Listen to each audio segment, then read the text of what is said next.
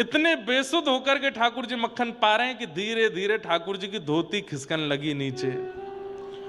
जैसे ही ठाकुर जी की धोती खिसकन लगी, सो कुंभनदास जी बोले जय जय। बोले हाँ।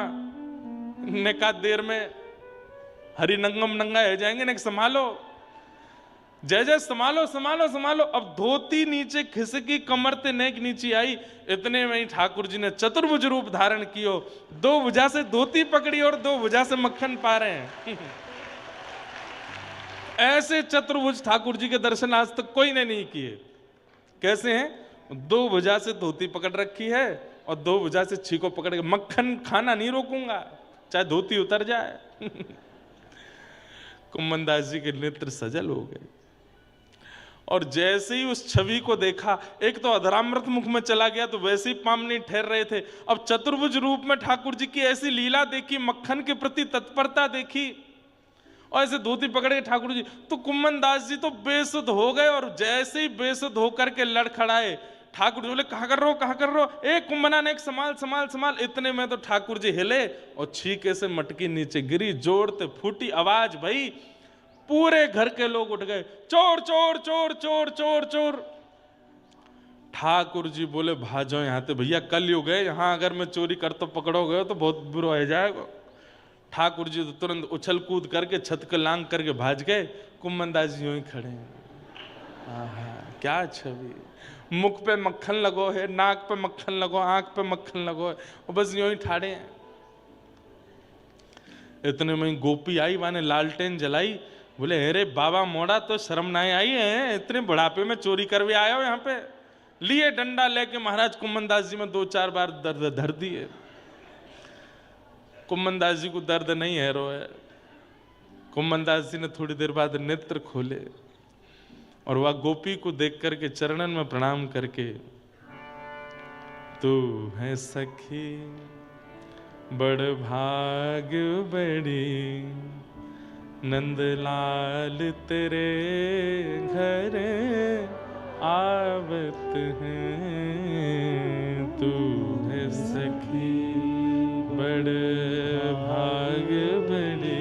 अरे सखी तू कितनी बड़ी बड़ भागन है।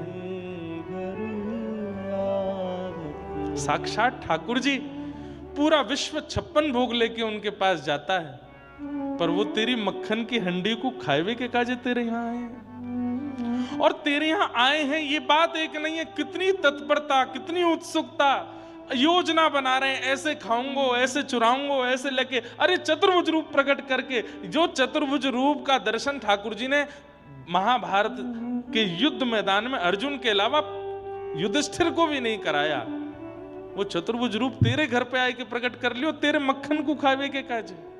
तू कितनी बड़ भागिन है। तू अपनो श्रृंगार करत है, तू अपनो श्रृंगार करत है, ये दर्पण हाथ दिखावत है, दर्पण हाथ दिखावत है। कुंभनदास जी को ऐसा लगने लगा कि भाई या गोपी के घर में जितनी भी सामग्री हैं सब ठाकुर जी, और ये गोपी जो कुछ भी करती है ये नहीं करती, ठाकुर जी इसके लिए करते हैं।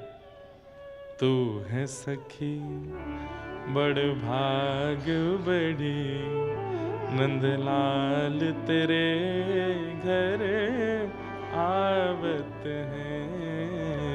तू है सखी बड़ भाग बड़ी, नंदलाल तेरे घर आवत है। निज कर गूथ सुमन के गजरा, निज कर गूथ सुमन के गजरा, ये अपने ही हाथ पहरावत हैं, अपने हाथ पहरावत है। कुंभन दास लाल गिरधर के कुंभन दास, लाल गिरधर ये तो तेरे ही हाथ बिकावत हैं, तेरे हाथ। कुंभन दास जी कह रहे हैं ऐसे प्रेमी भक्त अगर ठाकुर जी को पकड़ करके कहीं बेकऊ आएंगे ना, ठाकुर जी बिक भी जाएंगे।